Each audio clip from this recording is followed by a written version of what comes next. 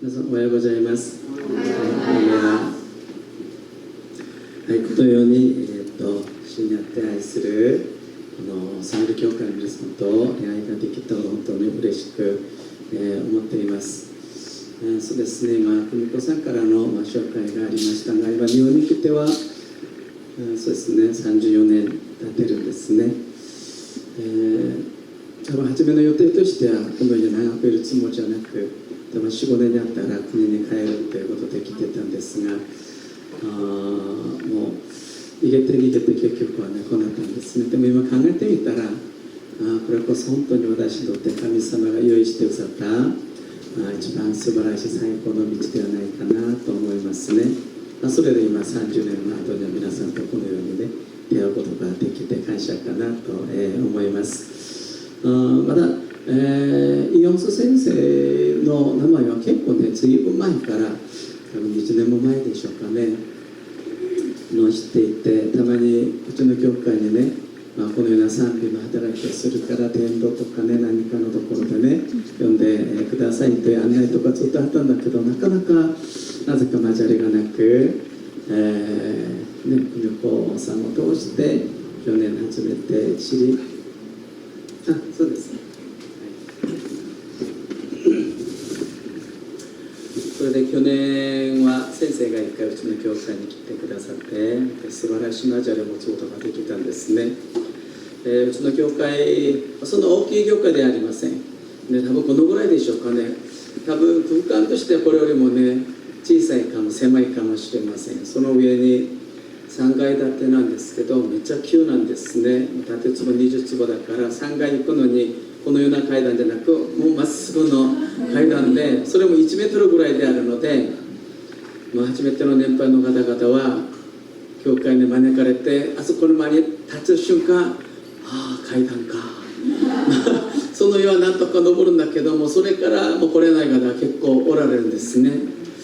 で今新しい街道のために準備はしてるんですけど、その間にね叱らなくうちの教会に来られたら面白いものをね見かけると思うんです。階段の1階と2階2階と3階の間に、登れば登ろうと元気になる階段とね大きくね書いてあるんですねでね年配の方々にはねもうこれでね気を弱くせずに一日でも何回ね毎日教会来ったらもっとね元気になりますよとして、本当にもうその言葉通りに今はうちは私より年上の方はほとんどいなかった業界なんですね。私が明大に留学に来て聖書勉強を始めたのが教会になってて、次から次の留学生が集まってきては帰ってきては帰って、私たち夫婦だけ残って、でもそうしてるのが最近は78代の方が10人ほどは教会に来ているんですね。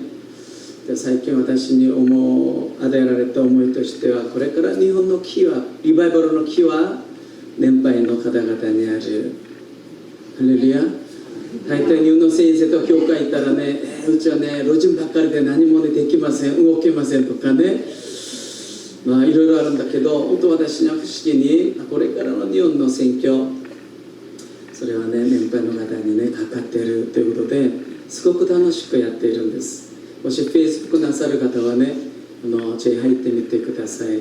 この前の木曜日もね芋掘り10人ぐらいいてねワイワイしながら一日中楽しく過ごしてるんですね。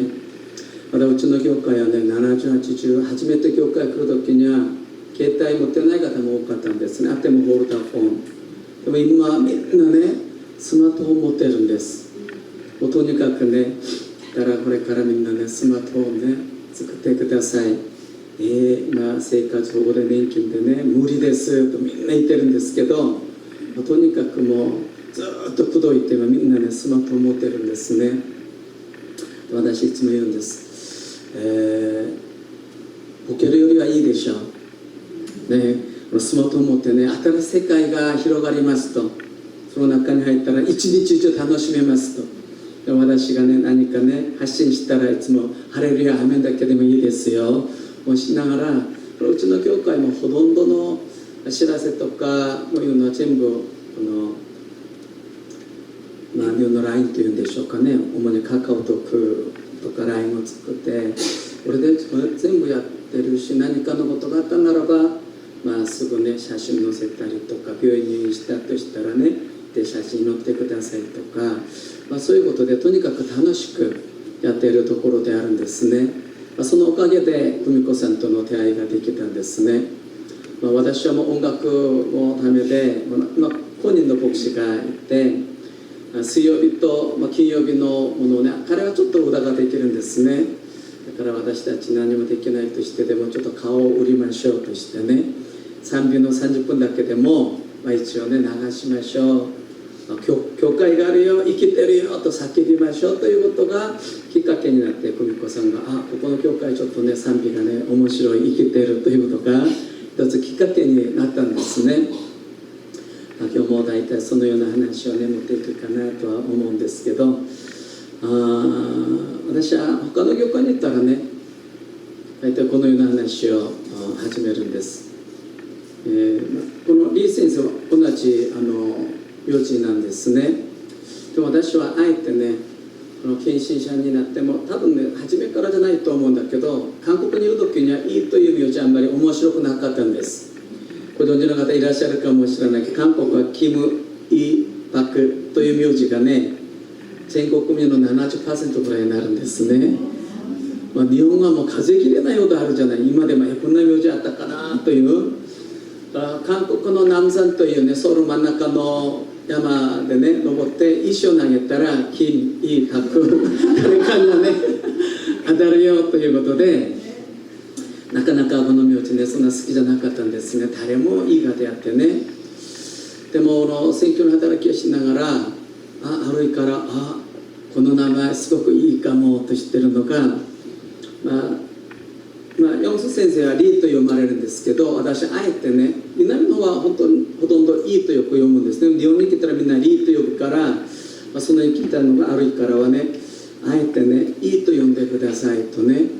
で振り仮名も今までリーと書いたのがイーと書いて、これからちょっと伸ばしてくださいと、ちょっとねイーとして伸ばしてください。どうなるんですか？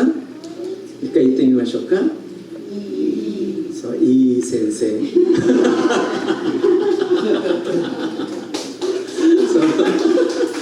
だから人々はねもう私がね嫌いな時でもねもう嫌な時でも仕方なくいい先生と呼んでくれるんですね。だから最近はちょっとね前に比べてちょっとねいいふうにちょっと変わったかなと。言葉ってすごくね大事だと思うんですね。もしね皆さんヨンス先生あまり好きじゃないかもしれないけど、もしこれからねいい先生と呼んでくれたらいいかもしれません本当もうそうしてねずっとね、日本に伝道者として有名なねアーサー・ホーランドという先生ご存知ですか？あの先生がね自分の紹介するときにね朝にも朝、昼にも朝、夜にも朝、いつでも朝であるアーサー・ホーランドですとしながら始めるんですけど、こんな話したら子供たちが「寒い」とかねでもこの道に入ってて何でも自分のものあるものを持ってイエス様のことを表せればいいと。だから私この献身の道に入った時に、イエス様とヨハネの関係の中でそう彼は日々ねなんていうんですか盛んでいて、自分は日々、廃れていく、そのような感じのことを、それでいいんだとね。先生うちの弟子たちがみんなね向こうに行きますよ、どうしますかとしたら別にそれでいいじゃないということとして、今も頑張っているんだけど自分も知らないうちにね自らいい先生になるためにね頑張ってるのを自分を見てね、これむしろダメかなと思う時もあります。はい、でもうちの教会はそう今韓国の教会ではないんですね。宣教師として牧師としては私がね韓国人であって、今も構成員は韓国人が多いんですけど、韓国から来てる人見たら全然韓国の教会と思わないんですね。でも日本人がまだ来ても日本の教会と思ってくれないんです。ちょっとねフュージョンかもしれないんですけど、いろんな教会があっていいかなと思います。でも今日ここで私歌った賛美ね、一曲も知ってる賛美がなかったんですね。不思議にね。大体教会やったらでも2、3曲は知ってて、あとは知らないと言っても、今日はね全くね知らなくて、神様感謝します、今日もね聖書の言葉が私になされてますねとね、日々新しい賛美を歌いなさい。そして今日ねすごく喜んでいるんですね。感謝します皆さん。はいちょっとね長くなってるんですけど、うちの教会に、ね、日本の方が来るならばすごくみんな喜んでね行ってねいろいろ交わりをしようとしてるんだけど、多分ね日本の方から見たらそのめちゃくちゃ大変だったと思うんですね。多分それでこの教会もこれ以上いけないというなってるかもしれないんです。なぜかとしたら、多分皆さんが新しい人来たらもうずっと行って皆さん交わったり話したり何かされますか？大体そうするんですか？大体相当置く方がねいいと思うよ、あんまり負担かけないようにとか、多分日本の教会結構それが多いと思うんですけど、うちは礼拝終わったら、毎週食事があります。食事の席にねどうぞとして座ったら一人がいて、こんにちは、よくいらっしゃいましたとして話を始めるんですけど、その時からねもう日本の方においてはもう刑事にね検事に尋問されるようなことがねずっと多分日本人の皆さんとしてはねありえないという主張もずっとするわけなんです。別にね、親しみをして何か一つでもねつながりがあるものをね探るために、ね、ふるさとはどこですかとかから始まって、今職業は何ですか、どんな働きをするんですかとかね、学校はねどのような学校ね出たんですか、それも中学校は高校は大学はとかねずーっと言っても後には何まで聞くんですか？年も聞くんですね。男性と女性と関係ないんです一応ねそして、年が少しでもね差があったりとか、同じ年でも何月生まれですか？私は5月、相手がね10月、私がちょっと上ですね、お兄ちゃんですね、もうこうなってねそんな話をして、一人がねまだこれからもね来てねとして帰ったら、次の人が来てまた同じことまだずっとやるんですね。多分大変だと思います。そのようにしてね、私たちは一つでも関わりのものがあったならば、それでも何年のね友達のように近くなるんですね。でも今日ごめんなさい、ちょっとね脱いでもいいですか？はい、すいません。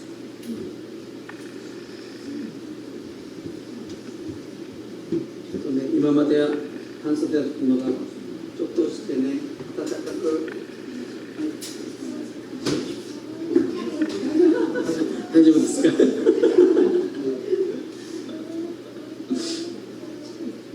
全く会ったのは初めてであるんですけど、私たちは赤の他人ではないんですね。というのは李先生と会った時に、昨日ね、でも李先生はちょっと特別かも、韓国人であるからそうかわからないんですけどね、私今まで日本の先生と交わってもう会ってその瞬間ね、お風呂行きましょう、温泉に行きましょうという先生も見たことないんですね昨日ねちょっと遅くなってね9時半ぐらいに多分着いたんですけど、駐車場も少ないなやもすぐね温泉に行きましょうとして、教会にも入れずにそのままそこでねタオル出してね温泉行ったんですよ。でも温泉すごくいいですね。基準の床何かね近いんですけど、こんないいあれがあったら本当ね市場館に移したいなと思うぐらいねでもいい先生と本当いろんな話して、その中で先生は同じ映画でもねもう結構人いるから、いわゆる本館というものがあるんで、功績書にねどこの流れかとしてね、でも残念ながら先生と私はちょっと違ったんですね、本館というものがね。で私はチョンジュイーガというんですけど、私のチョンジュ一種の中でも280ぐらいの流れがあるんですね、この戦場によってね。それずっとそれをたどっていくんです、韓国の人々はね。それで少しでも何かあったら遠い親戚ですねとかねでも皆さん今日ねすごいことですよ。というのは、私たち会ったのは初めてなんですけど、なんとこの世に家系図をずっとたどっていたら、何が一緒ですか？アダム、その上ははい、もう大体これが出てるんですね。父が同じであります。お父さんが同じです。皆さんすごいでしょ。だから多分ね、久美子さんがどのぐらい宣伝したかわからないですけど、全然ね、もうメッセージ聞いてみても全然じゃなかったかとしてでも、それでも今日私たちは喜んでパーティーしたらいいと思います。このようにね、父がね、市長会にね、産んでくれた皆さんと出会って、皆さんはね、韓国人であって名古屋で働く私と出会っている。それは本当素晴らしいことなんです。皆さんね、同じ神様であるんですね。もう嫌でも今家族であるんです。皆さんでもね、これを私たちは本当に忘れて信仰生活をしてるんですね。これが一番土台で出発であるんです。教会というものは何かとしたならば、父なる神様が生んでくださった家族なんですね。ハレルヤ。だからね、この聖書にも出てるように、私たちはね、教会って一つになるために頑張っているものじゃありません。そうなったらすごく大変であります。1年、5年、10年頑張ったけどね、これ以上できません。力尽きました。多分無理です。しばらく休みますとかね、他の業界に行きますとか、よくあるんですね。でも聖書は一つになるために頑張りなさい、愛し合いなさいじゃないんですね。一つとして出発してるから、それを聖霊様にあって一つになっていることをしっかり頑張って守っていくということであるんです。アメン。そう、一つにもなってるんですよ。家族としても一緒なんですね。自分がもう初めて私リゲでね、ずっとね、もう手回りながら、ここにね生まれたいとしてね、もうリゲのところに行って生まれたんじゃないんですね。生まれてみたら、この家にね生まれている。山崎さん以外には名字がちょっとわからないんですねでも嫁に来てるから後ろにね山崎さんも、生まれてみたらもうこの家にね仕方なく、でもちょっと中学とか小学校中学校になったら、隣のおじさんがもっと優しくて、たまにはねおいしいものもくれる、小遣いもくれる。でもうちの親父ちょっと厳しいしね、いつもねやられる、ちょっとマジしい。もうそしてある日ね、お父さんちょっとね話がありますと、なんだってしたら白い封筒出してる。何これって言ったら、はい、これからこの家の息子辞めますもうそういうことできないじゃないですか。これからね隣の家のね息子になりますとかね、できないんです。もちろんね、たまには家出することもあるんですね。でも家出したとしてでも家族関係なくなりません。そうじゃないんですか。家族関係なくならないんです。もし自分がちょっと成長していろんなこと物事が分かるようになったならば、本当にやれること、やるべきことは一つだけであるんですね。自分が中心になって頑張って隣の家よりももっと楽しく幸せでいい家を作っていこう。ハレルヤ。それが家族もそうであるし、教会もそうであるんです。皆さんこれは信じますか？神様が皆さんを愛しているということは信じますか？すべてのものを天の中であるんですね。自分の一人子イエス・キリストを与えて死に渡すぐらいに私たちを愛してくださっている。皆さんを愛してくださっている。その方が悪いものをくださるはずがないんです。ローマ書の8章に本当にこのね、自分の一人子を死にね渡すぐらいのその父が何を私たちに惜しむべきことがあるでしょうか。その方が皆さんに変な家庭を与えるはずがありません。変な主人を与えるはずがありません。誰もアメンしないんですね、はい変な奥さん、変な子供、変な親を与えるはずがありませんね。大変な教会会とかそれをね当てるはずがないんです。ただ自分の欲によって自分のね思いから外れたということから出発するからそうであるんだけど、全知な神様が私を愛してやまないその方が私にくださった一番の家庭、最高の家族、最高の教会、ハレルヤ。うちの教会が皆さん見てちょっと良さそうに見えるかもしれんけど、ただね隣の家見たらね誰でもねよく見える時があるんです。でも神様がくださった私に最高の教会はこのサミル教会ですね。ハレルヤ。隣とちょっと見て言いましょうか。いやこの教会最高ですよ。一回しましょう。せーの。はい、前と後ろもしましょうか。サミル教会は最高ですよ。しましょう。せーの。はい、なんかなさってない方いらっしゃるんですね。私ね優しく見ても根性があってね、多分ねやらなかったら最後までやらせるかもしれないでもこれはただのこれこそ事実なんです。皆さん、感情は変わります。コロコロね。男たちはいつもね女の心は分からないと言うんですね。皆さん感情とか自分が感じることによって生きるならば大変であります。皆さんでもその中で事実は何か、誠の信で神様が私を愛しておられる神様が私にくださった最高の家族、家庭、教会。ぜひ皆さんここから出発してください。アメン。そうです。皆さん、隣と見ましょうか。あなたによって生かされてますよ。しましょう。せーの。はい、またこう言いましょうか。あなたのゆえに幸せです。せーの。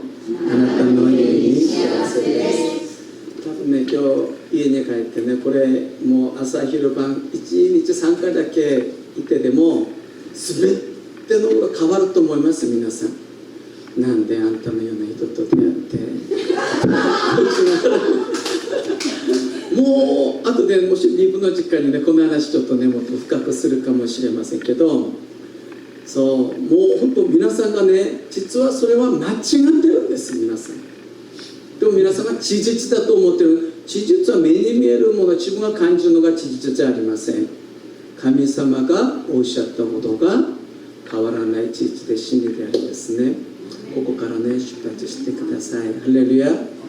一応私と皆さんがね初めてやったけどね赤の他人ではない、これから家族のようにねこの静岡、名古屋、日本を主に返すまでにね楽しくしていきたいなと思います。はい、ちょっと前触れが長くなりました。はい、でも、今日のメッセージちょっとね聖書を読みましょうか。皆さん全部ほとんども知ってるところであるんです。皆さん、ヨハネの福音書6章3節から13節一緒に見ましょうか。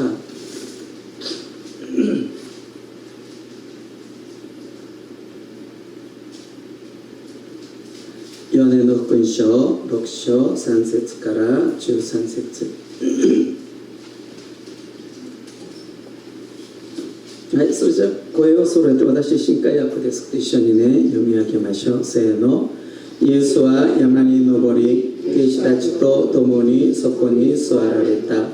さてユダヤ人の祭りである間近になっていた。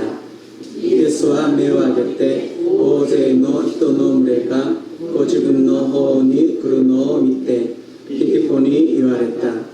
どこからパンを買ってきてこの人々に食べさせようか。もっともイエスはピリポを試してこう言われたのであった。イエスはご自分ではしようとしていることを知っておられたからである。ピリポはイエスに答えた。めいめいが少しずつ泥にしても200デナリのパンでは足りません。弟子の一人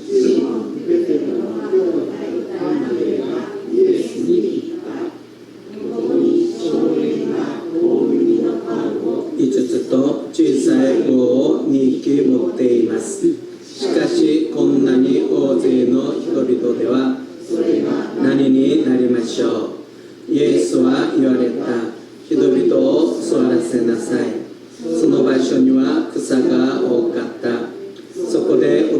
ちは座った。その数はおよそ5000人であった。そこでイエスはパンを取り、感謝を捧げてから座っている人々に分けてやられた。また小さい魚も同じようにして彼らに欲しいだけ分けられた。そして彼らが十分食べた時、弟子たちに言われた。余ったパン切れを一つも無駄に捨てないように集めなさい。彼らは集めていった。すると大麦のパン5つから出てきたパン切れを人々が食べた上、なお余ったもので12のカゴがいっぱいになった。アメン。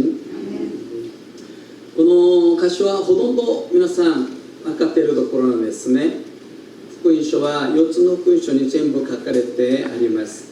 一応今日読んだのはヨハネの福音書だけ読んだんですけど、全てのところを一応皆さんがねご承知だと思って、その中でね、一緒にね話を進めていきたいなと、思いますね。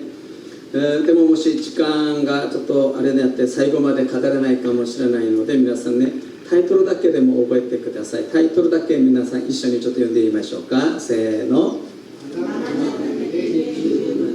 はい、それも隣の方とこう一回言ってみましょうか。あなた方で十分ですよしましょう。せーの。はい、もし私をちょっと助けてください。もしできるならば今ね一人で座っている方はね誰かの横にいてね、2人座ってくださる。できるならばね、私はこれでいいよという方は仕方ないんで、もしねできるならばね、そして2人ずつね、なぜならばずっと私ねこのように隣の人とこのように行ってみましょう。ずっと多分にいると思います。何回するか分かりません。でもそうしながら神様が語ってくださることを本当にね待ち望みましょうね。いいですよ。はい。一応今日のお話は皆さんがねよくご存知であるという前提で入っていきます。私たちの悩みがいろいろあるんですけど、その中でクリスチャンは本当に信仰が良かったらいいのにと思うでしょうね。皆さん。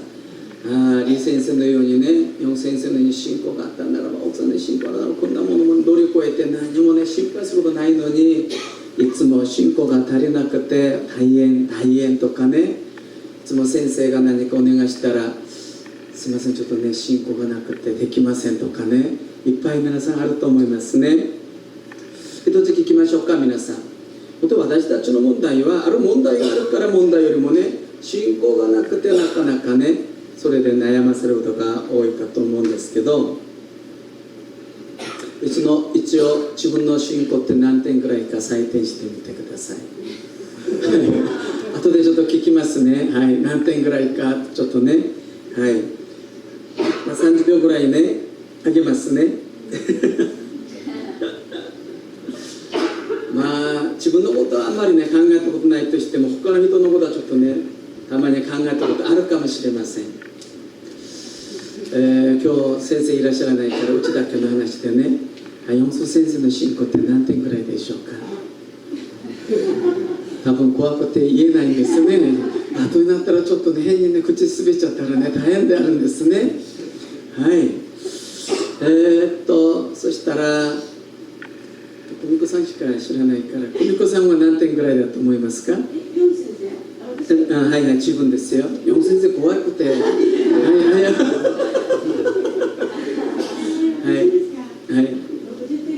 60点ぐらい。はい、4先生大変ですね。はい、前の方は何点ぐらいですか。60点ぐらい。サムエル先生の奥様は何点ぐらいだと思いますか。70点ぐらい。すごくいいですね。はい、皆さん大体ドラマは何点ぐらいでしょうか。ドラマをなさった方は0点。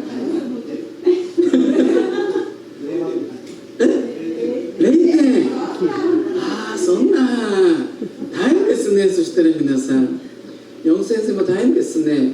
このリーダーたちがね60点70点0点とね慰めてあげなきゃいけないかもしれないですね。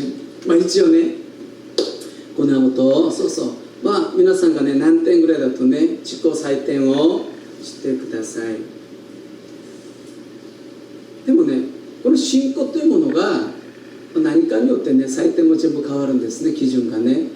信仰というものをいろんなことで多分一日中や1年も話してでもねずっとセミナー論文ねずっとあると思いますけど、簡単にねこのように一応私たちが今日のメッセージとして定義することができる。信仰とはある選択の時、私たちの毎日の人生が選択の続きじゃないですか。その選択の時にイエス・キリストを選ぶこと、これを一応信仰と言えるんですね。他のこともいっぱい定義ありますけど、分かりやすくね、毎日毎日あることが起きて、その時にイエス様を選ぶか、世の中の価値観とか世の中の教えを選ぶか、自分の経験知識を選ぶか、これを一応ね信仰というふうに私たちが考えることができるんですね。これ本当信仰、何があってでもね、イエス様が救い主である、イエス様は私の力である、いやイエス様が私の光である、道であるイエス様ならばこういう問題も十分解決できるとしてね、ある大変な選択の時に一応イエス様、聖書の教えを選んだとしましょうね。イエス様だけで満足する、今大変なことがいっぱいあってね、喜べない、もう苦しくてしょうがない、そしてその時でもイエス様は我が満足、イエス様は我が幸せ、イエス様は我が喜びとしてね、イエス様としてその中で環境は変わらなくてでもその中で自分がねそのイエス様を本当に頼ってその中で喜んでいる、幸せになって部屋になる、そしたならば信仰があるということであるんですね。これは難しくないでしょ皆さん。そうするならばこの信仰というのはいつも健在なんです。いつも健在知性であるんです。いつも今自分が選ぶこの瞬間の選択が信仰が必要なものであって、その時に信仰としてイエス様を通して何かの道を選んだとしたら、その時には信仰があることであって、もしあれに失敗して有的なことでずっと歩み始めたら、その時には信仰がないということであるんです。だから実は信仰というものはいつも健在知性であります。今林先生ですか、 TV によく出てる今でしょはい今でしょ。信仰はねもう未来のことでもないし過去過ぎたことでもありません。過ぎたものはもう過ぎたことで全然今と関係ないんです。皆さん今が自分が今こういう時でどうすればいいのと悩んでる、祈る、その時にイエス様がこうおっしゃったとしてその御言葉を掴んだならば信仰はある。もしそれに失敗したら信仰はない。そうですね、すごく反応が良くて感謝ですね。あるところは全然反応なくてね、すごく大変なところいっぱいあるんですけどね。でもそしたならば信仰はその瞬間あるかないか、これは点数としてならば信仰はその瞬間100点か100点か0か、これしかありません。それさっき言った60点って何だろう、70点って何だろうとかね。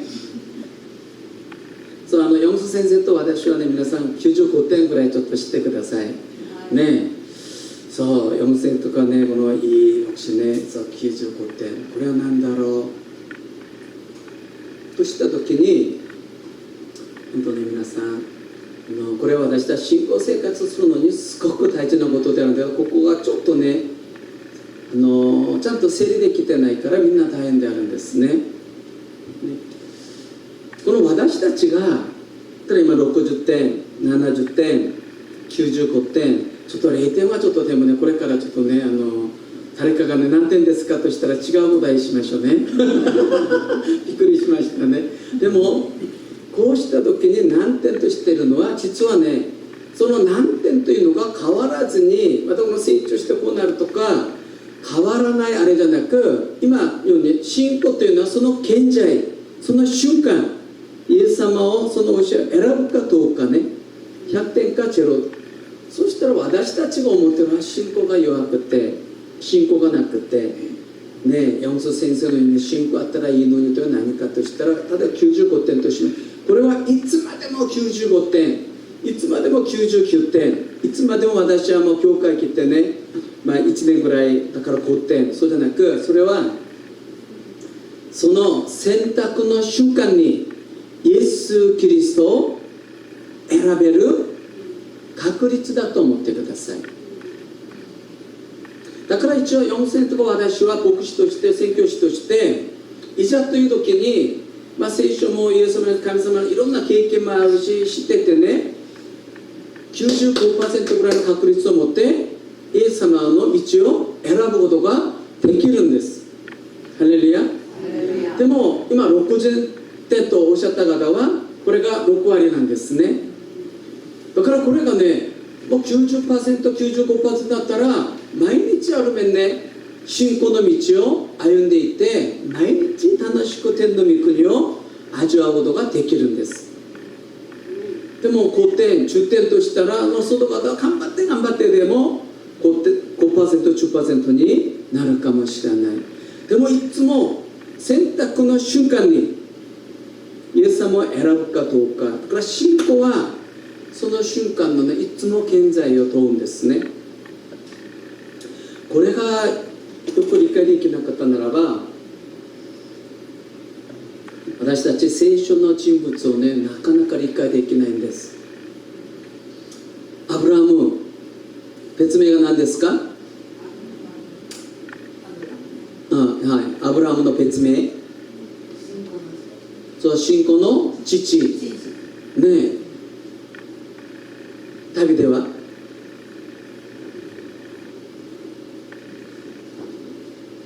別名としても神様がね、私の心にかなうものとかね、すごいじゃないですか。でも皆さん自分のことを振り返ってみてください。ここの主人たち考えてみてください。アブラハムのような方いらっしゃるんですかね。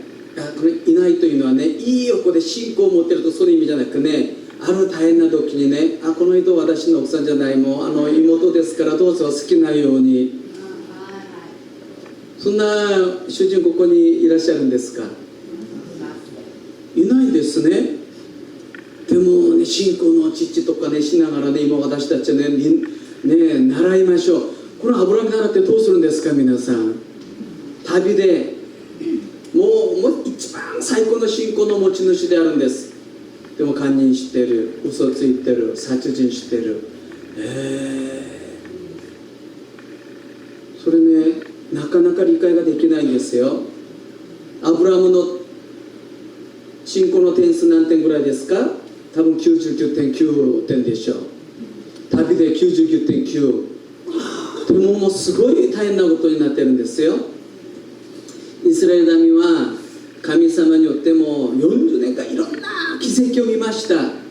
それでもチャンスになったらいつもブツブツ文句を言うね。ペテロどうですか？ペテロ、私たちこう思うんですね。いや、一回だけでもイエス様に会ったら私死ぬまでイエス様についていく。いや、そんなことできません皆さん。なんでもうペテロ見てわかるじゃないですか。イエス様の弟子たち見てね、一回見てるだけじゃなくて、彼らは3年が一緒に暮らしました。それでもイエス様は知らない、あんなやつ分かりません、もう呪ったと言ってるんですよ。見て3年間やってる。でもペテロの信仰を私たちが言ってる点数として換算したら多分99点はなるでしょう。そうでしょ。でも失敗するんです皆さん。99の確率を持って 1% アある瞬間失敗したらその時は信仰ゼロ。そしたら神様の奇跡を天の御国に味わえないんです。意味わかりますか？そう、私が何点というの、そういうのがずっと変わらないんだけど、それは一応毎日の生活で瞬間イエス・キリストを選べる確率だと思ってください。これも理解できる。彼らはそのようなことを確率を持っていながらでも、ある時失敗しました。その時には信仰がなかったことであるんです。だから大変なことになるんです。皆さんまだね、これが理解できなかったならば、新約のいろんな記事がね、わからないんです。今日も1のパンと2匹の魚も、今ここを見てください。もう一日中ね、イエス様語り続けました。でも弟子たちが見たら火がどんどん沈んでいく。いやー、火がくれてますよとしてね、先生早くね、彼らお腹ペコペコで町遠いから早くね解散しなかったならば、ちょっとね大事故起こるかもしれませんと言うんですね。だからイエス様は何とおっしゃったんですか？あなた方が食べ物をあげなさい。そしたらね、みんなびっくりしてね、先生何をおっしゃるんですか？見てください。ここ荒野でしょ。荒野パン屋さんありません。パン屋さんあってもお金ありません。200デナリオン。200デナリオンって今の日本の円でどのぐらいでしょうか？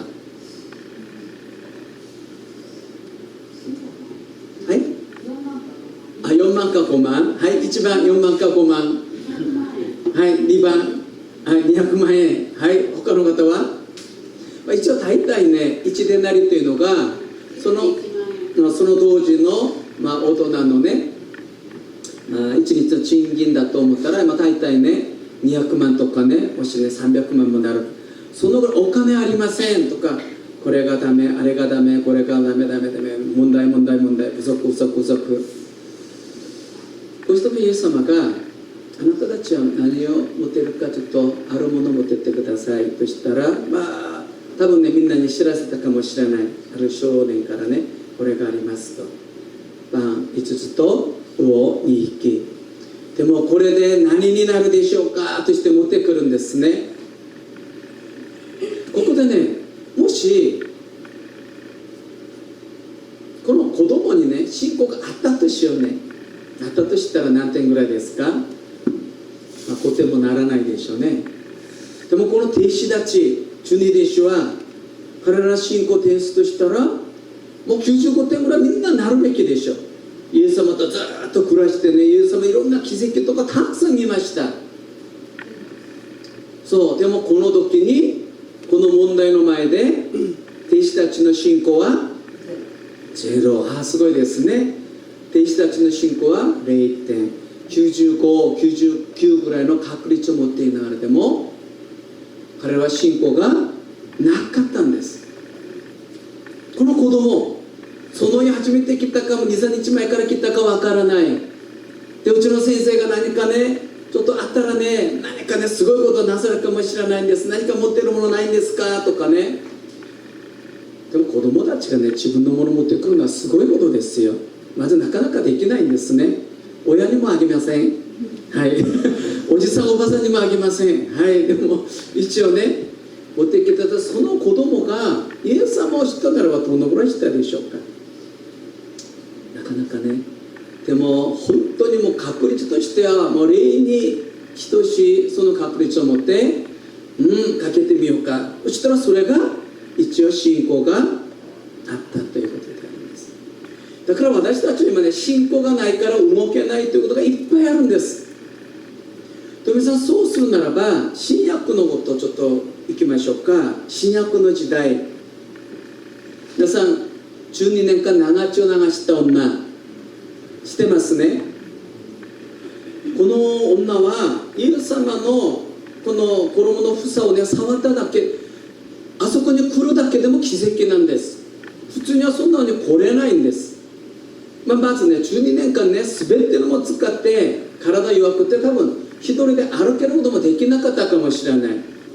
あそこまで来て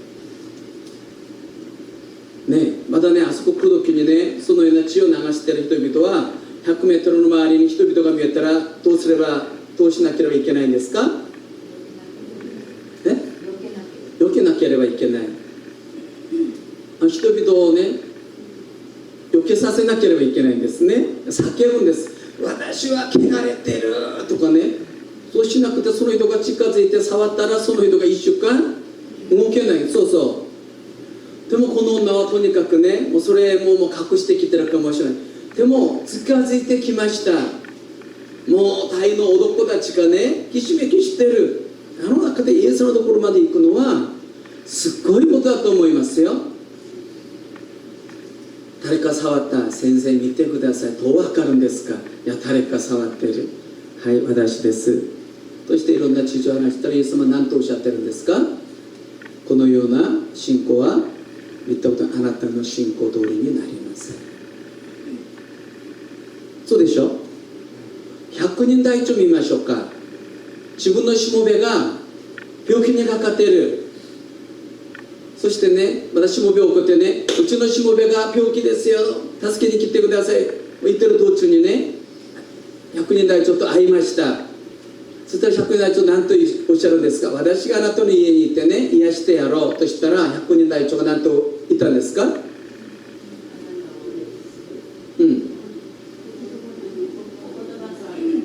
そういや、あなたをね、迎えするあそこまでは申し訳ございません。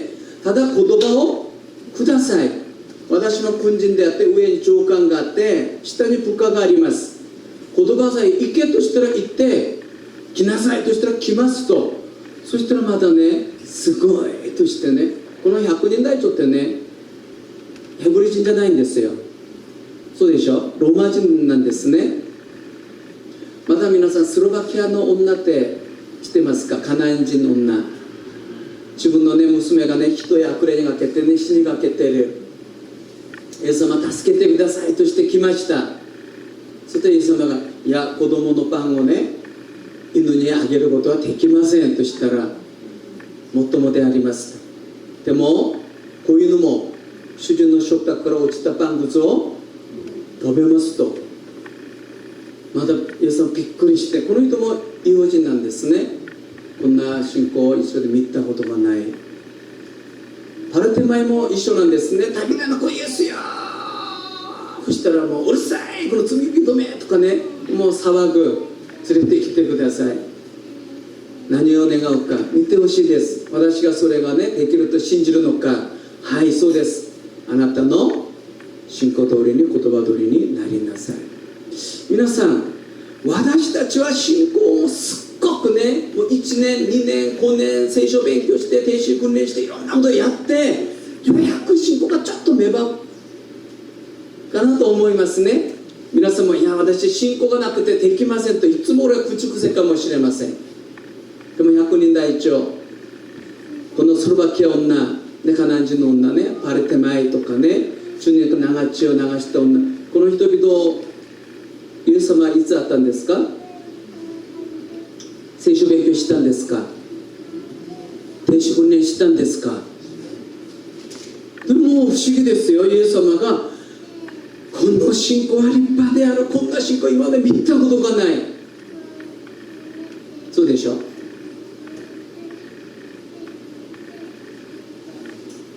これちょっと皆さん希望が湧くんじゃないんですかね。私たちは信仰がなくていつももうこれであれでも大変、いつもねやられっぱなし。でもここね、この人々は私たちが考えている聖書勉強、聖書の知識、こういうものないんです。皆さん、ここでの信仰って何ですか？ただ風の噂で聞きました。この人ならば絶対治るね。私たちが今ね、初めて教会来てる、洗礼を受けても今年も洗礼を受けてると関係なく、聖書をほとんど知りません。でもイエス様は神だろう知ってる。先生から毎週メッセージを聞いてる。あある選択の時に、今日ヨン先生のね、日曜日のメッセージでこういうものがあったんだとして、それを選ぶならば、その時に信仰があるものであって、その時に天の御国の奇跡を味わうんです。これ理解できますか？これがね、10点、20点、30点、50点、90点、95点、こうじゃなく、これはその選択の瞬間にイエス・キリストを選べるチャンスであるんです。今4先生と私がね、95ぐらいの確率を持ってってね、ある1週間何かね、思っても想定もしなかったことが起こっちゃってね、この野郎バカ野郎死ねとかね、こう死んだら神様は今何を知ってるんで、こんなこと起きるのおかしいんじゃないですか。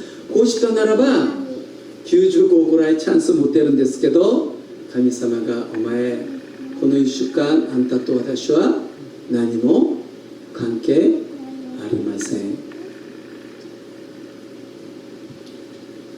ね。それがアブラムとかダビデとかね、これ失敗してても神様がもう一回使う理由なんです。でも私たちはね、役員が牧師先生が誰かちょっとね変なことしたら、人もう今までも見間違った教会をそろそろ離れるべきである。違うんです。皆さん、その時にはうちの先生が七里さんがね、ちょっとねその時失敗してる、そのために早く立ち直るようにね祈ってあげるべきなんです。皆さん、裁いてこんな人とは知らなかったんじゃなく、早く主の前に戻ってくるようにね。ここでもしさっきね言ってはないんだけど、私10点ぐらいかなと思った方もしいらっしゃるんですか？もしその方もね全然ね心配することないんです。皆さん、1週間を皆さんが過ごしているその中で、その 10% の確率を持ってずっと瞬間瞬間にイエス様をね選んだとしたら、その時には1週間ずっと神様と共に歩んだ信仰100点の天の御国のいろんな幸せ、喜び、奇跡を味わった1週間になります。皆さん、ハレルヤ。これ今皆さんが何点であるか全然それは関係ありません。どのぐらいかね。でもここでできる限り皆さんが礼拝に来て聖書勉強して祈祷会に来ていろんな交わりをする必要はあるんです。なぜですか？その確率を高めるために、高めたらその確率が大きくなるんです。でもたとえそれがすぐはできない、でも今日生きるのに全然問題はないんですね。ハレルヤ。ちょっと隣人とこう言いましょうか。あなたの確率は何%ですか？聞いてみましょうね。あなたの確率は何%？さっきのテストと一緒なんですね。でも本当に信仰はいつも健在であるんです。皆さん、もしね昔ね結構いいことやった方は感謝してください。神様に。神様いつも昔、私結構いや昔ね青年会長してね、昔ね男のね何かねこれやって役やって、今はちょっと休んでます。何の意味は、神様は今私たちを持ちようとして呼んでおられるんです。過去何かしたか全然関係ありません。で今日生きる間に皆さんが何%くらいのあれを持っていたとしてでも、聖書は何も知らない。でも皆さんがよく知んでるテサロニケの第一の交渉の16、17、18なんですか？ 16 はいつも喜びなさい。聖書何も知りません。それしか多分、そしたらね確率としては 0.001% ぐらいかなるかもしれない。でもねそれを皆さんが持って1日1週間1ヶ月1年過ぎました。皆さんがずっと信仰あるものとして天の御国が皆さんにあふれるでしょう。全部あったらもっといろんなことあると思うんだけど、それ一つだけを持ってでもね、それ一つだけを持ってでも、皆さんマタイの福音書6章の33節なんでしょうか？マタイの福音書6章33節。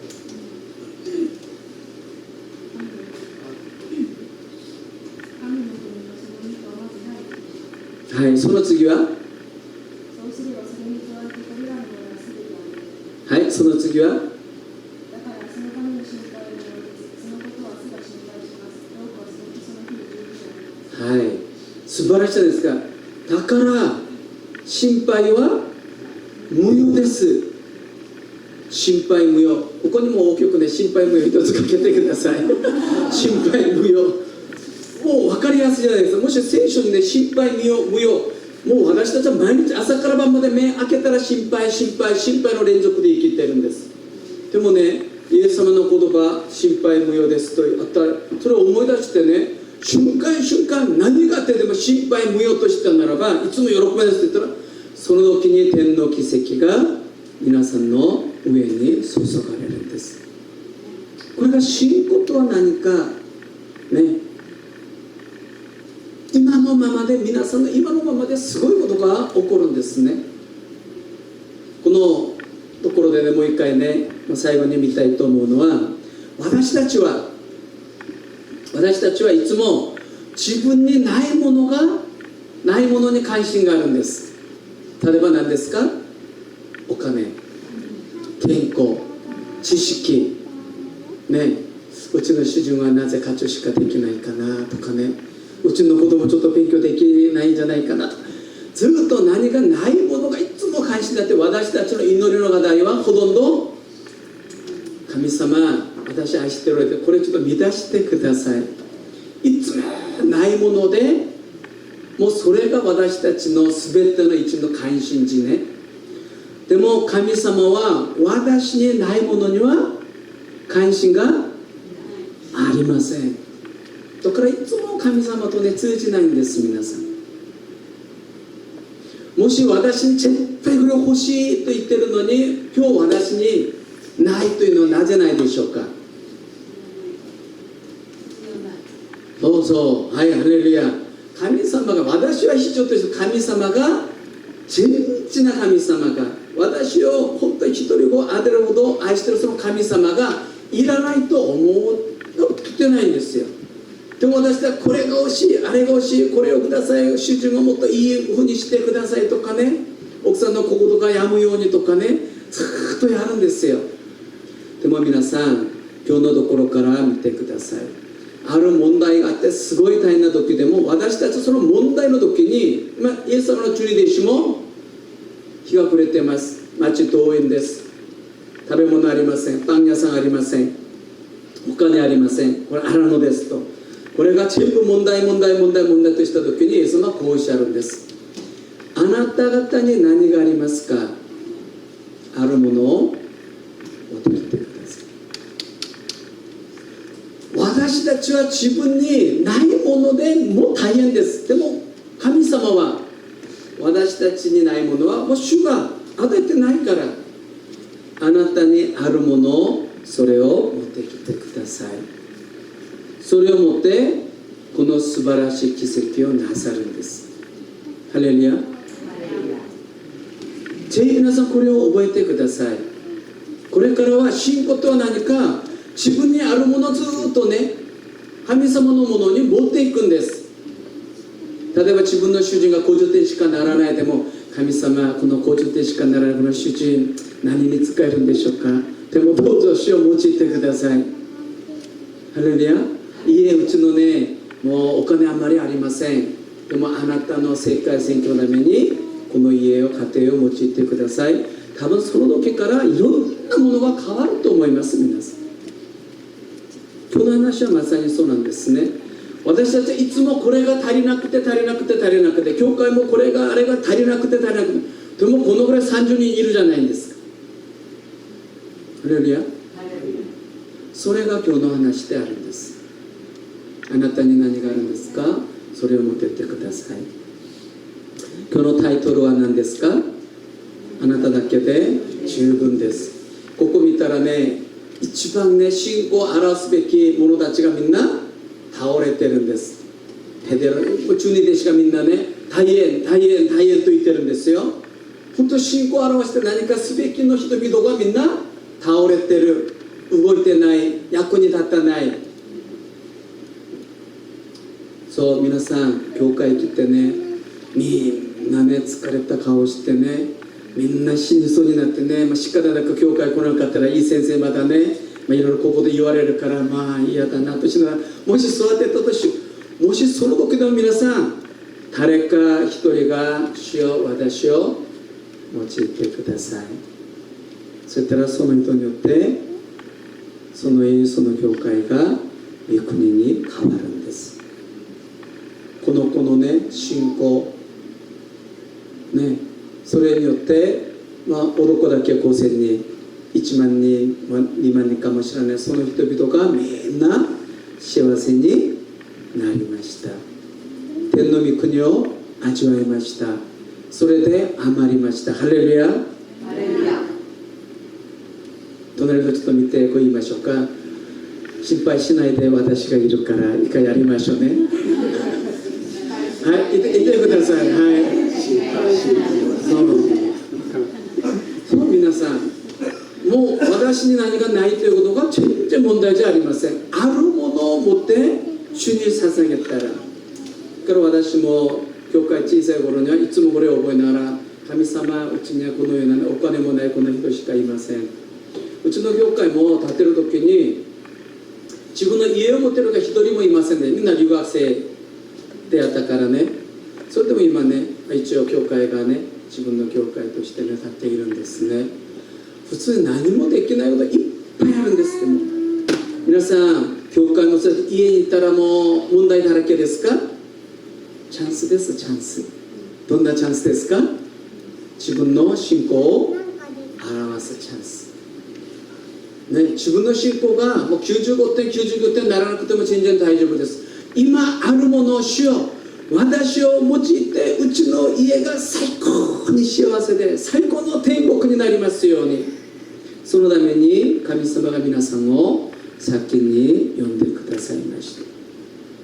皆さんもねその天の祝福の動力だとして用いてくださるためにね、それが今日のタイトルなんですね。あなただけで十分であります。私たちが何かのことを持っていて初めて神様が用いるとしたならば、私たちはね死ぬまでできないかもしれません。そうでしょね。でも今私たちが自分の信仰を表すならば、主が用いる、今日いいものを見つけました。皆さんの主要の真ん中ちょっと見てください。主要の真ん中見たら今年のテーマですか？今年のテーマちょっと一緒に大きく読みましょうか。せーの。ハレルヤ。もうこれね、これから生み出すために頑張る必要ないですよ。毎日奇跡味わったらいいじゃないですか。どうすればいいんですか？皆さんの信仰を表す。これ信仰を表すというのはすごい働きをするという意味じゃないんですよ。ただ神様、私はここにおります。何になりましょうか？でもどうぞ用いてください。教会のために、家族のために、また皆さんの働きの場のためにね、主が用いたら今日のように皆さんと交わっているすべての人々が天の御国を味わうんです。ハレルヤ。ハレルヤ。もう一回隣人がねちょっとね信じてくれないかもしれないけどね、もう一回言いましょうかね。あなたがいてあんたは幸せだねと一回言いましょうね。私がいてあなたは幸せだね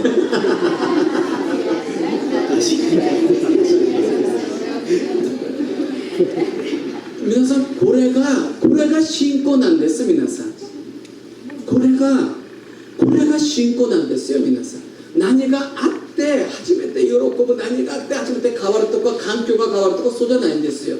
この環境、主がご存知な環境であります。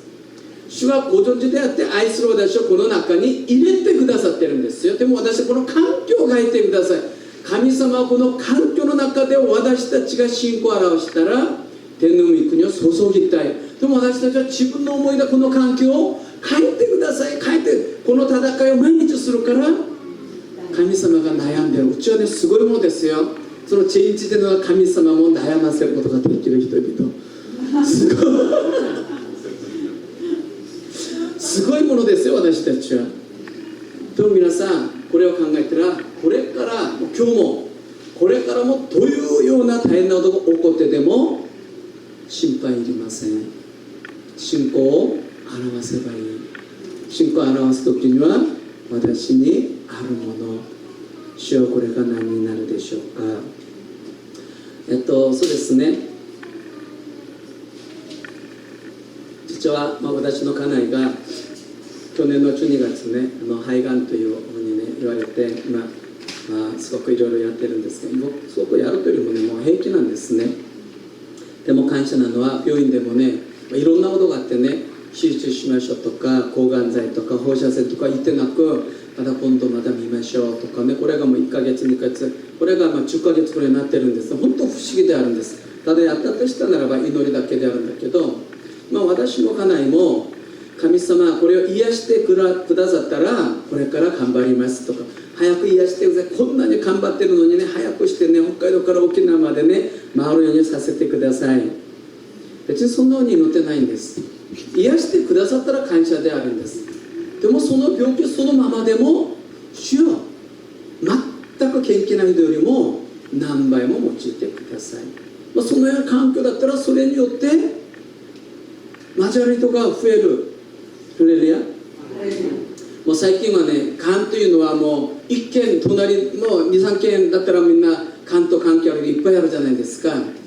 多分こういうことなかったならばね、癌とかね、病人の人のところに行って、いろんな聖書の話してね、祈ってね、頑張ってください、よくなりますとしたら、多分こう言うと思います。あんたたちはね、癌というの知らないからもう平気に言うねとか、本当そう、慰めになりません。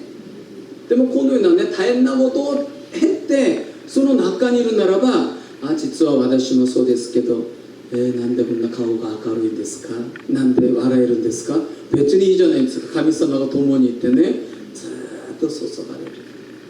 皆さん今何か問題があるんですかね、いっぱいあってでしょう。でもそれで霧のようになくなるんです。皆さん、うちもね、肺がんや肝がね10個あってでも、神様には癌でもどんな大変な病気でも風邪と一緒ですよと、それがある意味信仰として表すことであるんですね。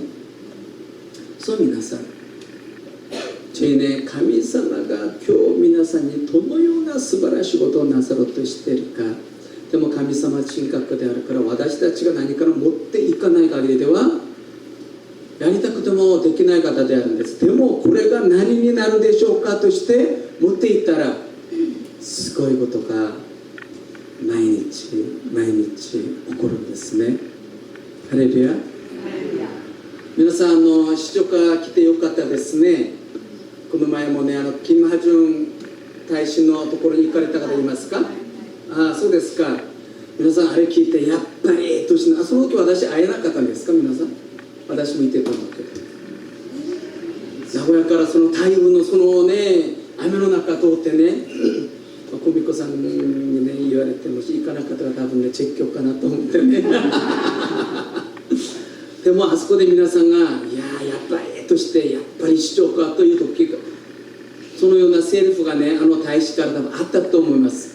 でみんなね、それでやっぱり市長かねと隣人とねうなずきながら話と私見たんですね。というのは、その方が来てこうおっしゃってました。この市長かね、特別大変だと思いますとね、自分も大変であって、家内がね、風で倒れてね、こうしてね、もう悪霊の攻撃が激しくてね、寝れませんでしたとしたら、皆さんはみんな、そうでしょ、やっぱり市長かねとかねそうでしょ、皆さん、多分そうだと、やっぱり市長か難しい。でも皆さん、逆に喜んでください。その市長かに皆さんを送ったというのはどんな意味ですか？神様に特別に認められていることなんです。こんなところね、苦労しなせじゃないですよ。こんな大変なところを頼むからね、頼むぞという、嬉しいじゃないですか。皆さん、唱ってみましょうか。とっても嬉しいね。一回やってみましょう。はいそう、富士山のね、麓でね、誰もがね、富士山もあってね、市場が難しい。こんな難しいところからね、本当にリバイバルが起こって日本全国から市場家にサミル聖書業界あるとして見学に来たらいいじゃないですか。なんでそれ祈らないんですか皆さん。祈ってますか。ハレルヤ。その通りになりますように。市場家大変だよ。神様何もできないんですよ。神様、市場家こんなところで私が何になるでしょうか。この市場家のね、サミル聖書何になるでしょうか。手もしよよかったら用いてください。日本全国からね、見学に来る市場家空港がね、成田空港より大きくなってもいいじゃないですか。そう、多分この話したらみんな笑うんですけどね、本当皆さん、そうなること、神様ならば全知全能な方であるんです。できる方であるんです。韓国は日本と何が違うんですか。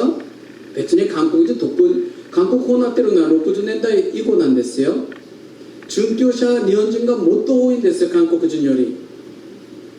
殉教者の、ね、数から見たらね、そしたら神様、今度ね、この市長家サミル教会をね、知恵用いてください。ハレルヤ。私は柱として書道を用いてください。ハレルヤ。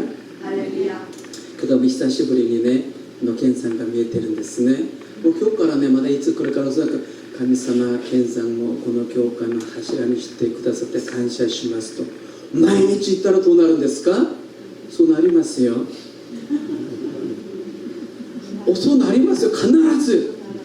そう、必ず。別に頑張ることもないんですよ。ただ言葉によってね、皆様未熟になってる。後でここでそんな話するかもしれないけどね、皆さん、民数記の14章の28節こうなってるんですね。私は生ける神である。私の口に聞こえた通りにしてあげよう。そんなところがあるんです。それでイスラエル民がね、200万人が全部アロンで死ぬんですよ。なぜ死ぬんですか。夜通しね、泣きながらこう言うんですよ。おいモセ、おい神、私たちが死ぬところないからエジプトから連れてきたの。カナン地行ってね、報告を受けてね、あそこ行ったらもうでっかいやつら、私たち行ったらね、彼の前にはね、イナゴみたいであるね。もう行ってもふっとしたらみんなね殺される。むしろここで死ぬ方がマシだずっとするから神様が本当にね耐えきれずに、その忍耐深い神様がモーセとアロンに呼ぶんです。モーセ、アロン、言って民たちにはっきり言いなさい。私は生ける神である。私の耳に聞こえた通りにしてある。それでみんなアロンで死ぬんですよ。皆さん、なぜアロンで死ぬ。アロンで死ぬのがマシだとしてるから、私の耳に聞こえた通りにしてあげよう。ハレルヤ。使徒家がね、日本のリバイバルのね元になるとしたらそうなりますよ。皆さん、主人がちょっとね、ちょっといい主人だけどまだもっと足りないところあるんですか。これを愛してください。これじゃなくね、神様最高の主人にねしてください、感謝。そしたらそうなるんです。皆さん、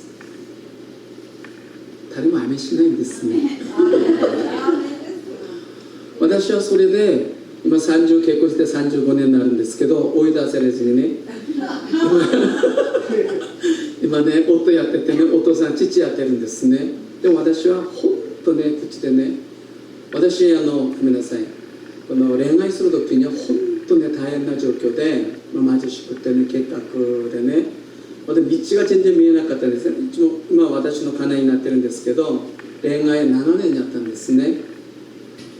で同じ大学のカップルでした。私たち2人はね、特に家内を知ってる人々は名前がヘギョンなんですけど、ヘギョン、お前狂ってる、いいとやつ何がねあってね、なんで付き合ってるの、早くね捨てなさい。それ普通に言われたんですよ。そのぐらいのものでも結婚してね、ずっと私が言って、神様世界一の素晴らしい妻をくださって感謝します。多分ね、予定的にね大変なこといっぱいあったと思うんだけど、ずっとそうするから今もいい奥さんとして隣にいるんですよ。子供たちがここで育ってる時にいじめとかあれがどんどんね流行ってね、ううちのようにね、リーというこの名字ってほとんどいませんでした。保育園、小学校、中学校とかね、もう大変なんですね。みんなもう暴れて反抗したりとか。でも私はいつも神様素晴らしい子供たちをくださって感謝しますとかね、こうして今までね、いい父やってるんですよ。でも一回土日どこか遊びに行ったことがない。いつも隣にいるんだけどね、土日もう忙しくて遊んでくれない。平日は家でコロコロしている。全然ね父として大変なんですね。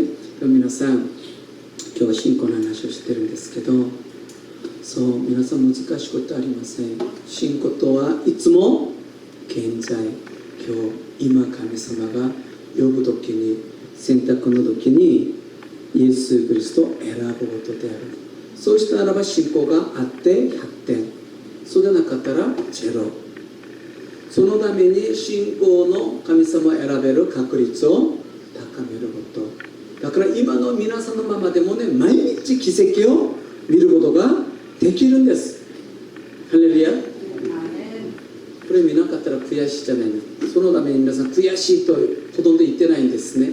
ただこれが足りない、あれが足りない。もうそれを増やしてこれからね、悔しがって祈ってほしいんですね。それとこの信仰の働きをすることにおいて、私たちにないもので皆さん悩まないでください。神様は私に今大変な中でもあるもの、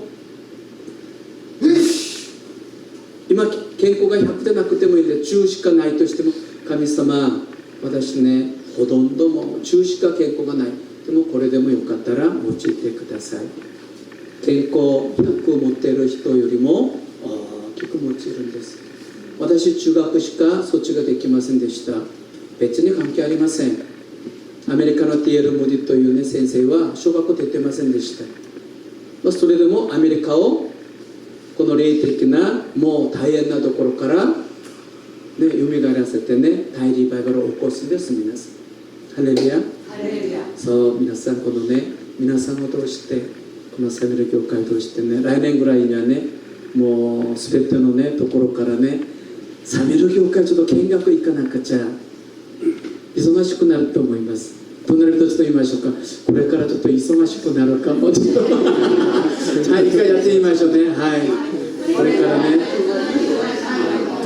はい、皆さん今でもね、いや日曜日大変だねとおっしゃるかもしれないけど、そのぐらいじゃなくね、本当嬉しい喜びのね、大変なねことが絶対来ると思います。